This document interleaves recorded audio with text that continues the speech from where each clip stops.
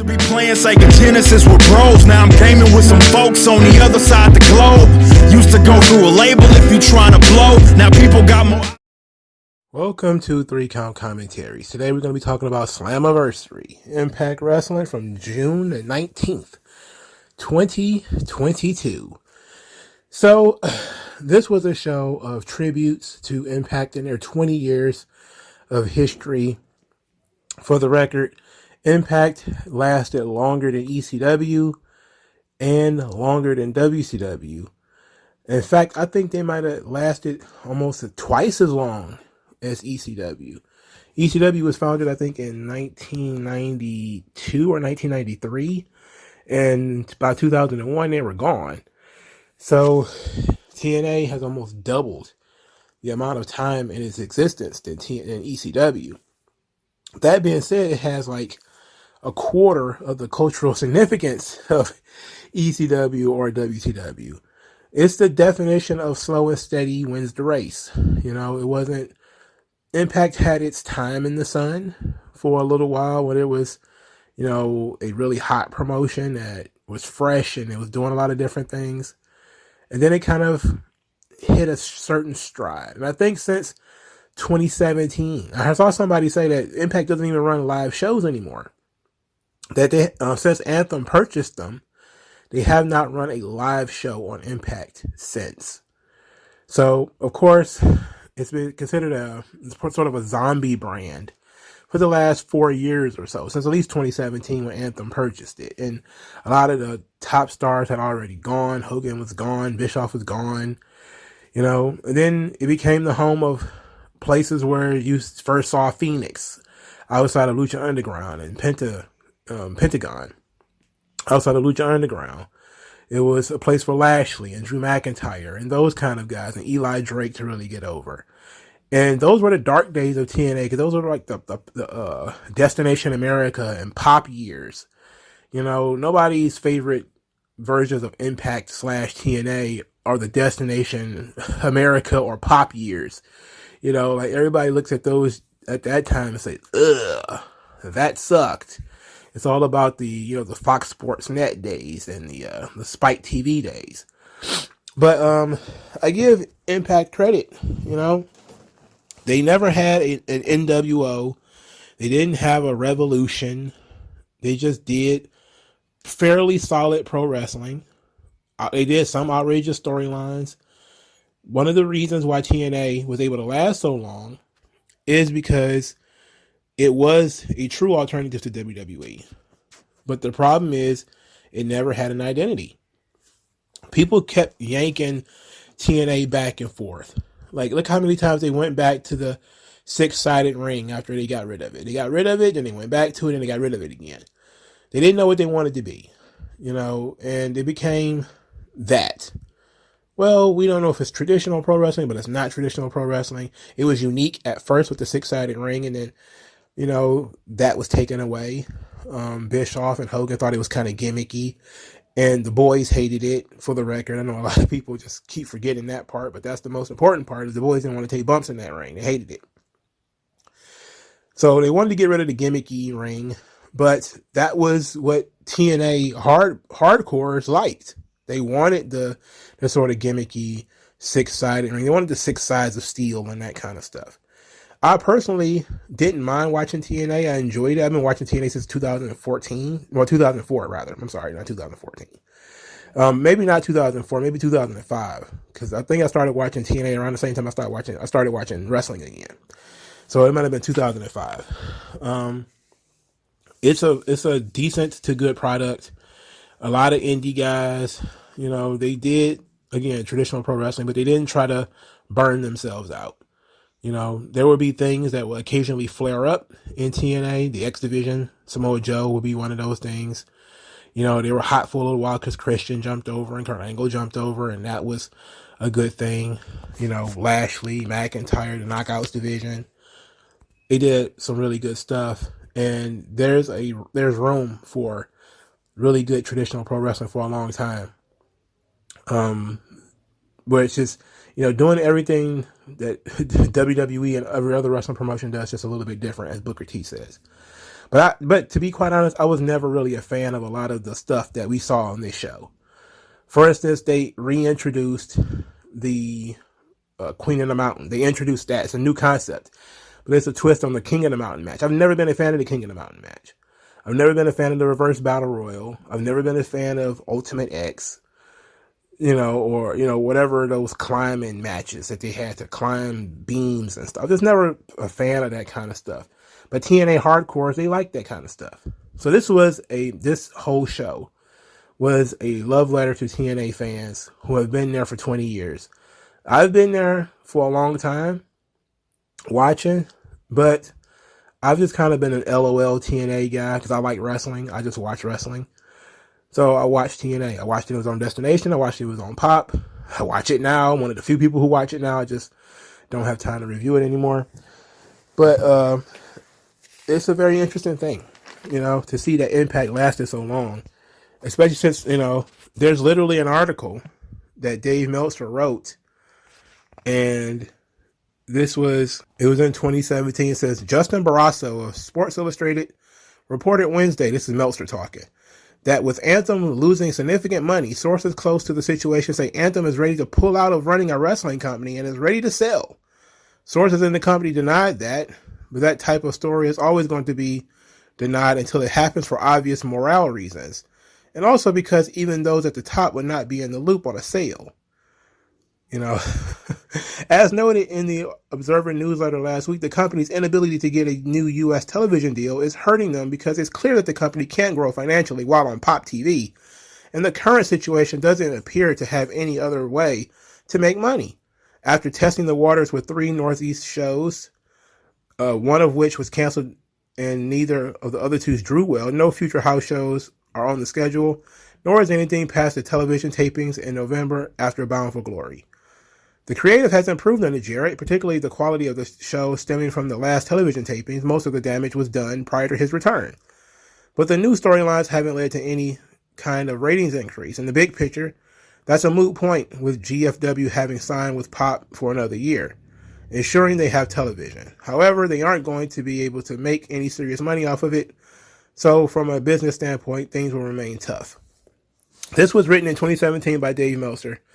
This was after, I think, before Jarrett got ousted and Impact went public with their desire to split from Global Force, which I believe was purchased by purchased by Anthem. I think Anthem owns both Global Force and Impact, and then they went into the whole thing with them eliminating the Global Force tapes and all that kind of stuff. Jarrett was trying to sell them to Vince, and those tapes are now gone. But this is odd that you see people back in 2017 talking about, oh, Impact is going to be sold. And it's still there. It's still there. And if they were bleeding money in 2017, I cannot imagine how they're making money now. I just can't believe it. But that's very interesting. Let's get into the show. First things first, Jack Evans, if you saw my short, he 630'd himself on his neck. He was not medically cleared and was replaced by Andrew Everett. So that's really the only notes to get into. All right, so the pre-show. Rich Swann defeated Brian Myers to maintain the Impact Digital Media title. I hate that belt. I hate that Digital Media belt, but it still exists. Brian Myers is, I think, filling in for Matt Cardona because Cardona was the champion. Then he lost the belt at a house show or at a non-Impact event, I guess I should say. Can't really call it a house show. Impact doesn't have house shows. They barely have houses. So he lost it at a non-Impact event. Well, I think Impact does have house shows. I don't think about it. I think they do. Anyway, he lost it to Rich Swann and had stole the belt. And I'm guessing Brian Myers carried the belt to the ring, and then Rich Swann beat him and took it. It came with the reverse battle royal, which to me, there's a way to do the reverse battle royal in a way that it makes sense, but this isn't the way that it makes sense. This is LOL TNA material, and they know that it's silly. It's like when WWE did the gimmick battle royal for WrestleMania 17. That's what this is. This is the rules. 16 people outside the ring. You have to climb over the top rope to get into the ring to be considered a legal man. When we have 8 competitors in the ring, we start with a traditional battle royal down to the last 2. and then the last two have to wrestle in a one-on-one match with the decision being decided by pinfall. That makes no sense. Why not just skip the middleman? The first two in the ring have to have a match in order to win. And if you put something on the line, it could be something interesting. You could always play like, it's a little nice little play on like the ladder match concept. Because, you're climbing something. You have to climb the side of the ring to get in the ring. And there's always going to be people there pulling your leg and grabbing you, trying to pull you back. There's a way to do it that can make it fun. But this, you have to crawl to get in and then wait for other people to get in. It just makes no sense. Anyway, Father James Mitchell brought some guy named Slash. I have no idea who that guy is. David Young, who if you watch Marky D123, he always talks about David Young and makes fun of David Young. Says he looked like a cab driver. He was in this, which made me laugh. Mike Jackson, who is 72 years old, he wrestled not only at GCW the night before, but he also was in this, and he did the Undertaker's Old School on the barricade, and he just kind of walked all around the TNA Asylum.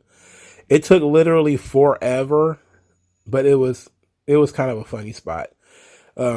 Props to Shira for, putting up with that shit, which, a guy his size and at his age probably shouldn't have to. Jungle Boy wins the match. Whatever. Jungle Boy is clearly fat as fuck. I don't know. I have no idea why he won this match, but it doesn't matter. And this is what Chris Bay was in. Chris Bay was in this match, and he lost it.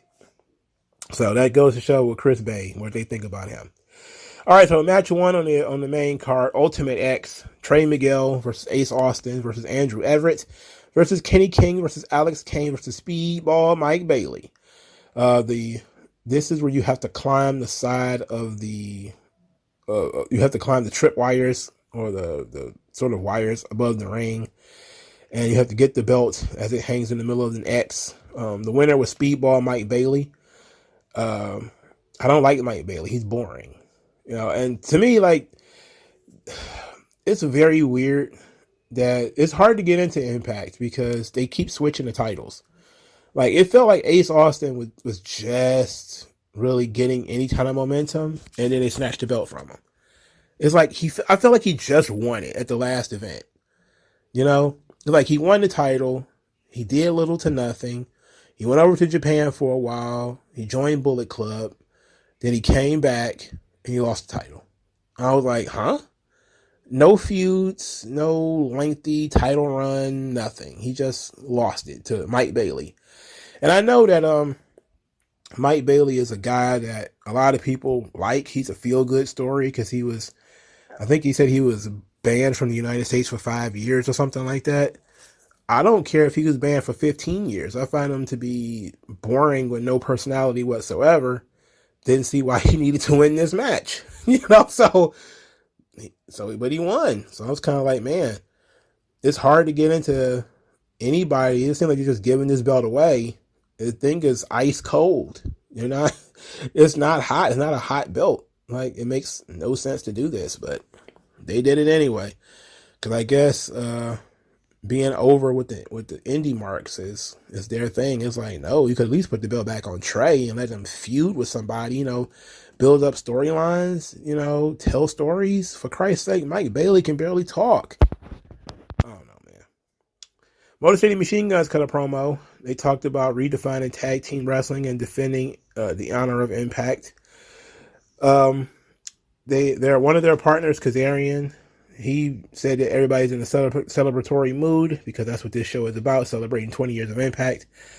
But he's also there to fight, and so is everybody else. And Nick Aldis was there and said that the makeup of this team might not make any sense because of all the different accents and everything, but they were all given opportunities by Impact, and that's what bound them together, is that they're all together for Impact and the opportunities that they were given in Impact. And that led to the big 10-man tag because there was only 4 of them. And they said, well, we got a secret guy. And the secret guy will be announced during the match. Okay. So 5th match on the card, Honor No More, which considered PCO, Vincent, Matt Taven, Mike Bennett, and Eddie Edwards versus the TNA OGs or the TNA Impact Originals. Mercy Machine Guns, Ricky Kazarian, Nick Aldis, and Kristen Hemme did the introduction. She announced Scott D'Amore, who came in doing his Team Canada gimmick, barking at the at the camera and waving the Canadian flag. They're doing a really good job of leaning into the TNA history with this thing. The OGs had a surprise member, and they had a little bit of a drum roll. Then Dixie Carter came out there, and Dixie Carter says it's been surreal that it's been 20 years since their first night, and thanked all the wrestlers and staff for all the work that they've done. I think she's still a minority owner of Impact, so I don't think she's not a majority owner anymore. She's basically just a figurehead. You know, Anthem pretty much owns the company, but you know, Dixie got a bad rap, man. Like, she listened to some bad people. Dixie didn't know anything about wrestling. She trusted, I think, the Hogans and the Bischoffs and the guys who knew a little something about, you know, wrestling, and they kind of led her astray. And people are they blame her a lot for that. It's like, yes, I understand, because she did do some things, like when she told guys that they needed to get on board or find a new employment. That was her trying to be tough, you know. She didn't want to get walked all over. But at the same time, she was listening to the wrong people, you know. Vince Russo and Hogan and all these guys, man, who were in it for the wrong reasons. You know. That's real bad, because Dixie Carter got a really bad rap. It's like looking at what Anthem is doing, which is literally nothing. At least Dixie Carter was willing to spend some fucking money on this company. You know, at least she was willing to go out and find the names and spend the money and try to do something, try to make this thing work. Yeah, it was stupid to try to go head up with WWE. That was dumb. She shouldn't have tried to do that. But at least it was a ballsy move. And, you know, she thought she had the players to do it. But clearly she did not. Anyway, I thought they were going to announce EC3 as the third member, and then the fifth member, and it ended up being Davey Richards. The former tag team partner of Eddie Edwards and the American Wolves. And I remember hearing so much about the American Wolves, which was like the Briscoes or like Generation Me or the Young Bucks at the time. I remember hearing so much about them, and then I finally saw them in TNA, and I was kind of like, I couldn't tell them apart. It was just two boring, mid-sized, actually small dudes. I couldn't tell them apart. I didn't care about them at all. They had no personality whatsoever. Good tag team matches, I guess, but nothing special about them. I still don't see anything special about them today. You know, and this was, 10 years ago or something like that. I just don't see anything interesting in Davey Richards or Eddie Edwards. Eddie Edwards sucks. So Eddie Edwards, and of course they led up to that moment where Davey Richards and Eddie Edwards would fight each other in the middle of the ring. Playing upon their history was at least interesting, I guess. They talked about how the TNA originals are featured a team of guys from a bunch of different promotions, such as Kazarian being assigned to AEW and Nick Aldis being assigned to NWA and Davey Richards being assigned to MLW. Which, you know, very odd, because the Honor No More guys are all Ring of Honor guys. With the exception of Eddie Edwards, who's actually an Impact guy. The TNA guys win the match. As D'Lo Brown came out there to help them fight off Kenny King. D'Lo Brown has been in Impact probably twice as long as he was in WWE. I think he made his WWE debut in like 95 or 96. But he's been floating around Impact and TNA for the better part of 10 to 15 years, I think. He's been banging around there since at least 2004. So it's probably been like 17 years. It's 18 years. But he came in because they were doing the Aces and Eights things on the last show with Wes Briscoe and Garrett Bischoff. I cringed hard at that. Bringing back Aces and Eights. Oh boy. I know some people actually like that angle. I liked Bully Ray, but that was it. That's the only thing about Aces and Eights I liked was Bully Ray. I'm sorry. I hated everything else about that damn angle. It was a bunch of fucking J-Browns and losers and stuff. I hated it. They recently, I think in NWA, did an angle with Mike Knox and Bubba Ray Dudley, where they based it off of the Aces and Eights thing, where Mike Knox and Bully Ray had a conversation about, Bully Ray leaving the group high and dry to go and get a Legends contract, because that's when he went back to WWE. And Bully Ray was like, I wasn't the same guy. I'm not the same guy anymore. And then they beat him up. And I think they stretchered him out too on that NWA episode. So they're bleeding old, TNA into NWA stuff now. Very strange. But I guess it kind of shows that everything is linked. And I forgot Mike Knox was even in that group. I forgot he was even in Aces and Eights, but he was. So there that goes. But D'Lo fighting off Kenny King. They had Earl Hebner come out to help his son Brian, which was very nice considering his brother just recently died. R.I.P. Dave Hebner. So you had the Hebners. It was a cluster, absolute cluster with all the run-ins and the Hebner stuff. It was kind of overbooked, but the hodgepodge of quote unquote TNA originals won the match. Fine, I guess. I'm guessing this is the end of Honor No More. I thought it was already over because guys were kind of floating off doing their own thing. But how many times could you really beat them? You beat them like 2 or 3 times already. Anyway, anything that keeps Matt Taven and Eddie Edwards off my TV, you won't hear me complaining about it. All right, Sting sent the message, and this was very nice. AEW allowed Sting to send this message, and he talked about how he got wrapped up in TNA, saying that it started off as a one-off, but TNA was an opportunity for him to re-enter the business and reignite his love for the business.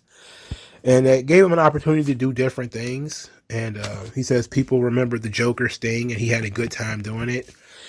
Joker Sting, I enjoyed it too, even though I didn't recognize it as Joker Sting at the time, because I wasn't really online absorbing that kind of information. I just thought that he was doing kooky Sting stuff, I didn't know he was trying to be the Joker. But I remember it, the smeared paint and everything, and him being laughing around, and I was just kind of like, okay, it's kind of weird, but I liked it. I did like it. It was different. He was taking chances. It was nice that a guy at his age, at that point in his career, still felt comfortable enough to, let's take this thing in a different direction. That's why I always like when OGs want to do stuff like that. Like, why be a nostalgia act? That's why I was a big fan of Edge doing the Judgment Day stuff, or Matt Hardy doing the broken Hardy's gimmick before he got ran into the ground. Jericho doing the Painmaker. When you get to a certain point and you're so over that you get the same reaction every night and all that kind of stuff. Like, okay, that's over. It's over. Maybe it gets stale after a while and you want to take it away and let people do something else and let people reevaluate your character, and then if it works, you bring it back. You come back with something different. At the same time, TNA did turn Jeff Hardy heel, and I felt like that was absolutely ridiculous because I just don't see how Jeff Hardy works as a heel. He doesn't have heel charisma. Outside of the DUIs, what is there to dislike about Jeff Hardy? That he wrestles a crowd pleasing style. He's almost always smaller than his opponent, so he's a perfect underdog. Girls like him. Guys think that he's cool. What is there to dislike about Jeff Hardy? I don't know. That's one of those things where taking chances in terms of TNA was one of those things that probably wasn't a great idea. I don't know. Maybe if you guys liked Jeff Hardy as a heel. I didn't. I thought it was silly. I know that was probably Hulk Hogan thinking the eternal babyface turns heel, and it worked for him, therefore it could work for Jeff. And I was like, he's Jeff Hardy's not Hulk Hogan, man. You gotta stop thinking in terms of tropes. You gotta put the things in proper context. The Knockouts Tag Team Championships, Taya, Valkyrie, and Rosemary defeated The Influence. I think it was time to start talking about Rosemary. I think I said this before, as a pillar of Impact. Like, I know a lot of people when they see that Impact, or TNA, they think of Samoa Joe and AJ Styles and all those guys. And you're right to do so. But I think at least for the last 5 or 6 years that those guys have been gone, it's been the Rosemary show. She's been the one who stayed around and never left. She's had opportunities to leave and she didn't. And even though she's pretty stale in terms of she's been doing the same gimmick forever, she keeps finding her way to make things interesting. And her tag team with Taya is something that was, pretty interesting because it's building off of their history before Taya left the first time or left the most recent time when she went to WWE. Taya Valkyrie also popped up at Triple Mania and she made a challenge to Thunder Rosa for the Reina de Reinas championship. And I thought that was a nice little touch for her to pop up there. Thunder Rosa, of course, accepted, which tells me, and apparently they're going to have the match in Mexico, which tells me, of course, Thunder Rosa is probably about to drop the AEW women's title. Because Taya just won the AAA belt. She also just won the MLW belt, the women's belt. Calling it a featherweight title is stupid. There's no other weight division in MLW.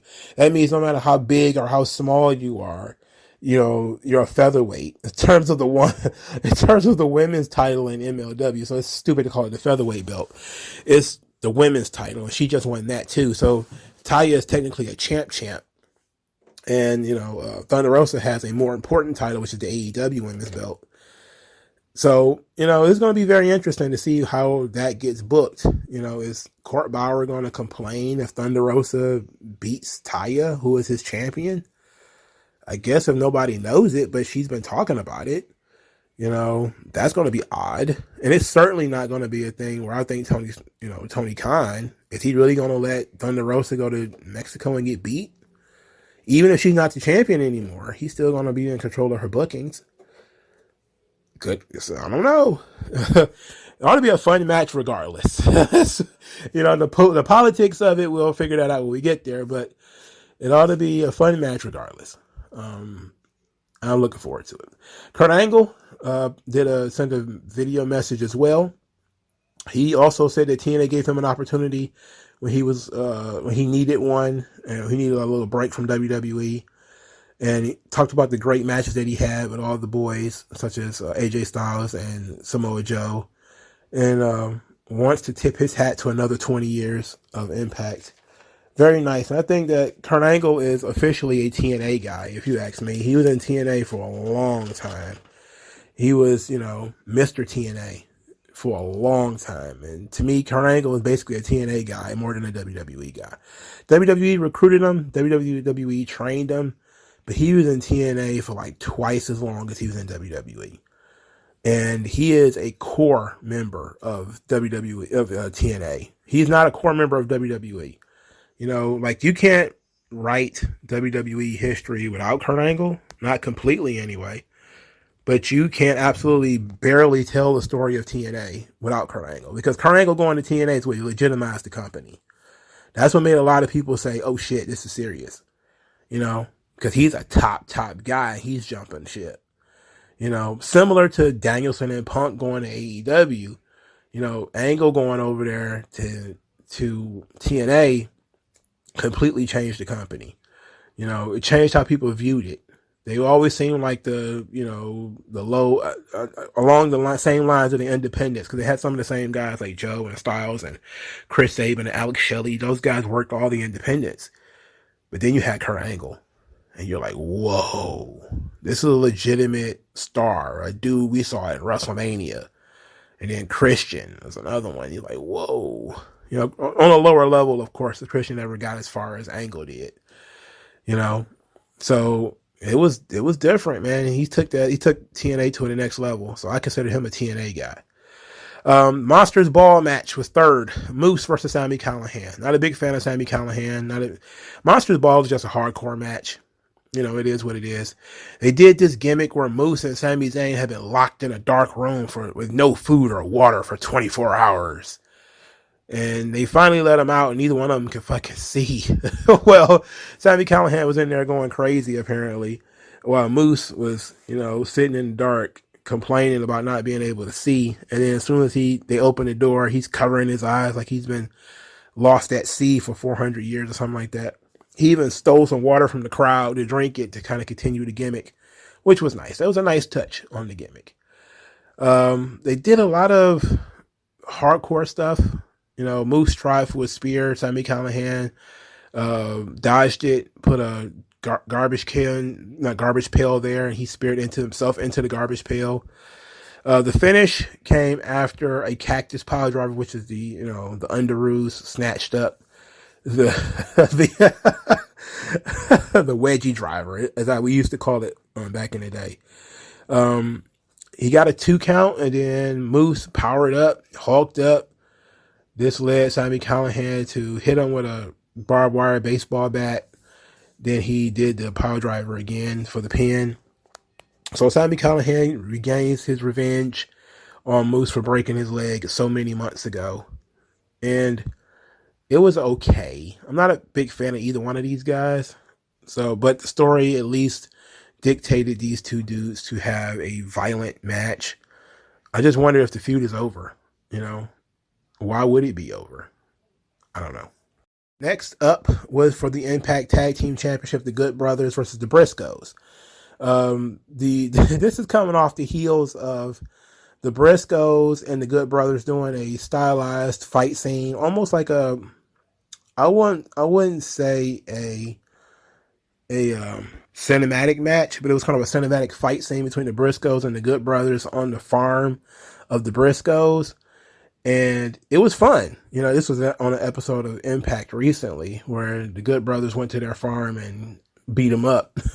And they got into a fight, and Mark Briscoe pulled out a hatchet. I think he had a machete or something like that, a machete and a shovel or something. It was something crazy, but the Good Brothers ended up fleeing. The Good Brothers win the tag team championships again, all from the Briscoes. And I want to make some notes here. One, in this version of the Briscoes, it seems like Mark is the sort of front man for the group. As far as the persona and how the Briscoes are being portrayed, it seems like Jay has fallen back and he's let Mark take over. And they come across almost like the Bushwhackers. And I hate to put it that way, but Mark Briscoe is so wacky that they do come across like a new version of the Bushwhackers. Like they're just one step from starting licking children's heads. Like they're not over the top silly like the Bushwhackers are. Like the Bushwhackers are ridiculous, but they're not as, what's the right word I'm looking for? Intense. Let's put it like that. They're not as intense as the Briscoe brothers were when they were in Ring of Honor. It seemed like they're trying to, I guess, fit into the product of TNA better, and they figure Mark Briscoe is more the character guy.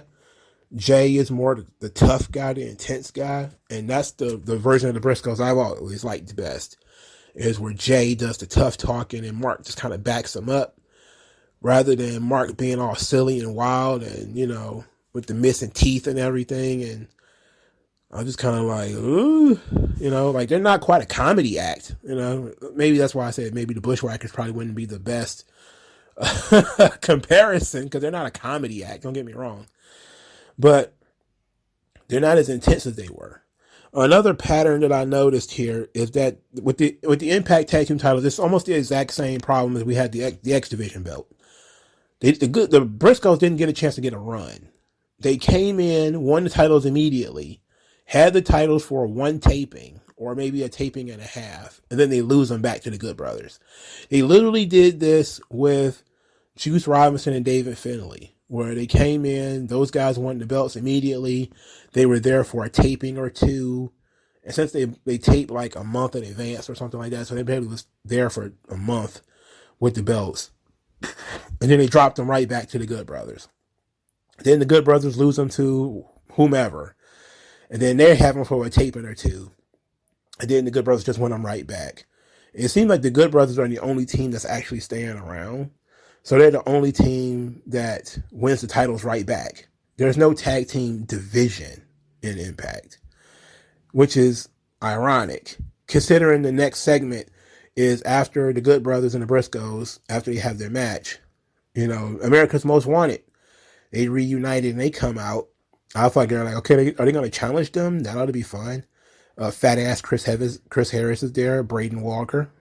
Oh God, I can't tell you how disappointed I was in that Braden Walker thing, because Chris Harris was a guy who was jacked.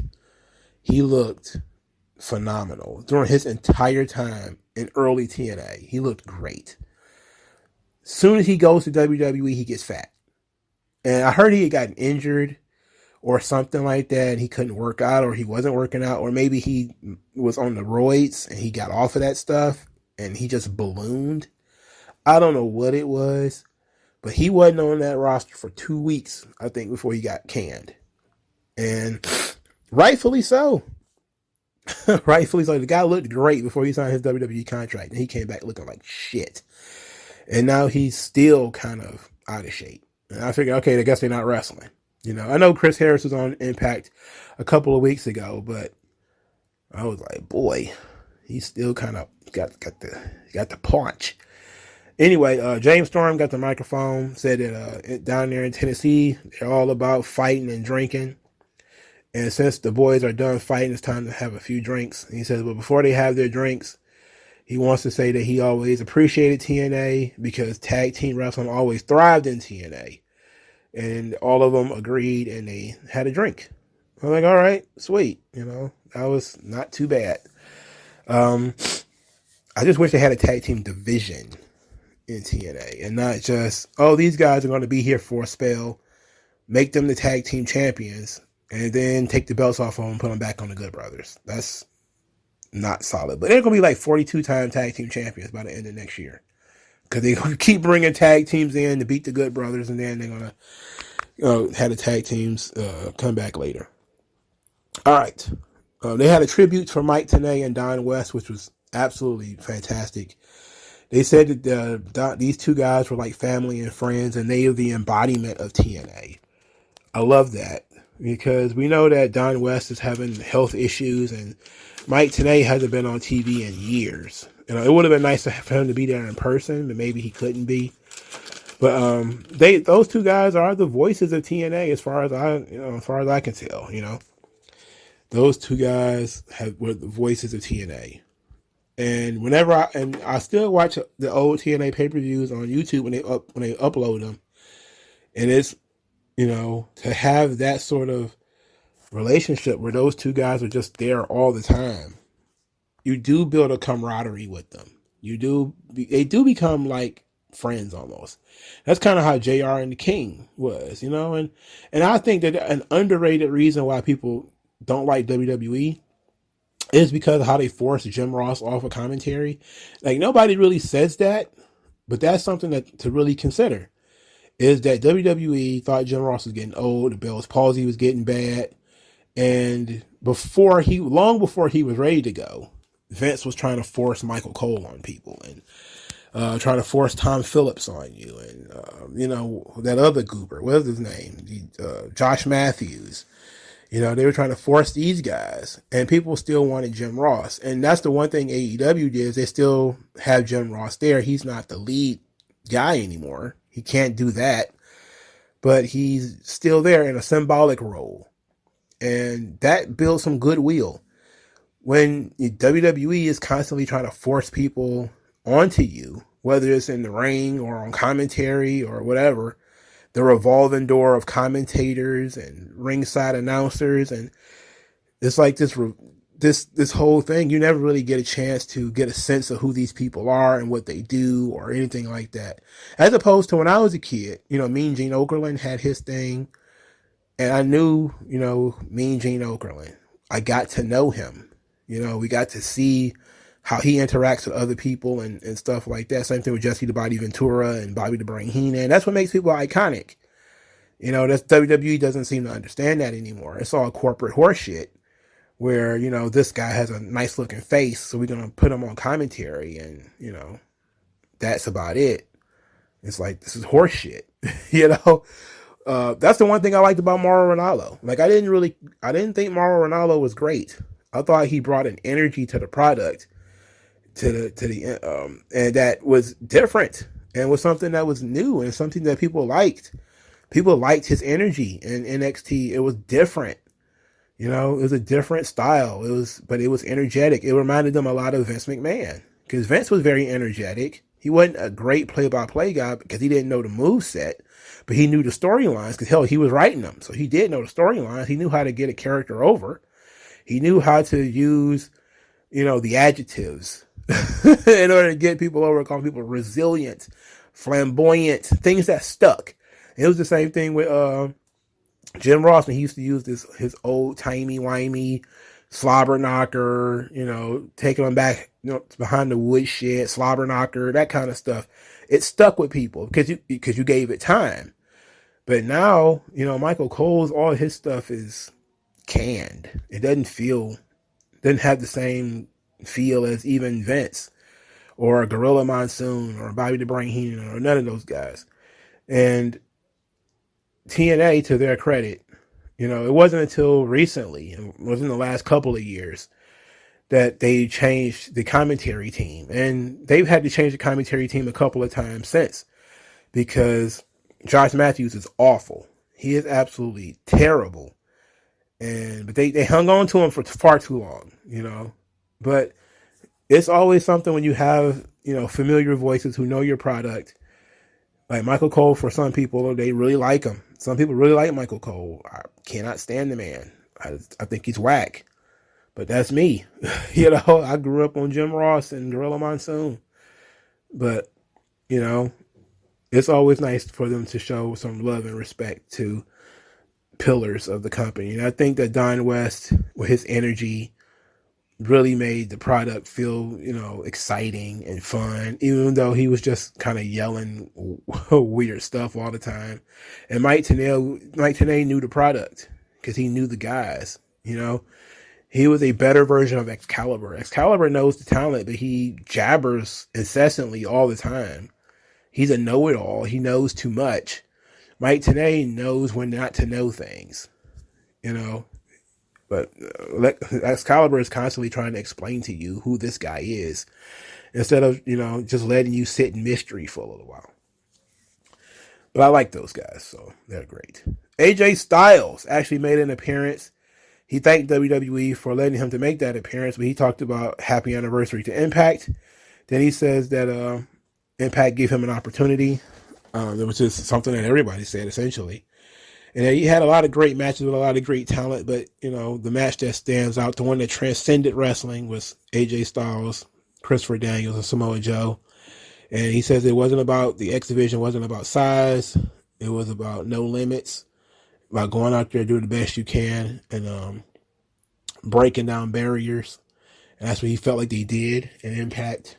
And he says he thanked the fans for voting him the most impactful wrestler and the most impactful male wrestler. I think that's what it was. But this was a very nice, sentimental thing here. WWE very, very rarely allows their performers to do things outside of WWE. And I'm pretty sure this deal was made back with the whole Mickie James thing where, they were like, hey, you want Mickie James for the Royal Rumble? They were like, you know what? We got a 20-year anniversary in June. How about you guys let us do AJ Styles? How about that? And WWE's probably like, sure, whatever. The casual working relationship between WWE and Impact is a fun one for me. Because WWE chooses to work with Impact when they feel like it. It's like, how does it benefit us, really? And sometimes they need Impact for something. That's why they don't have no problem talking about TNA, and all that kind of stuff, because they need them for something sometimes. Like that time they needed Ric Flair. They was like, you know what? We kind of need these guys now. Let's call them and see if we can get Ric Flair. And then they were like, hey, TNA's like, we're buddies now. Can I go in your refrigerator too? Can I drink your orange juice? Like you come over here drinking all my shit, let me drink some of your orange juice. So it was nice too, a lot of people felt like him thanking WWE was a bit too much. I felt like it was necessary because a lot of people would kind of be like, what is he doing here? But he obviously got some kind of release from, some people are hilariously saying, thanks Stephanie. She's already changing things. That shit went through Vince. Come on. Anyway, it was a very nice message. And I think it was it was important for him to do it. It was very important for AJ Styles to be there. I would have liked for Samoa Joe to make it to be there as well, and for Bobby Roode, but I think AJ Styles more than made up for it.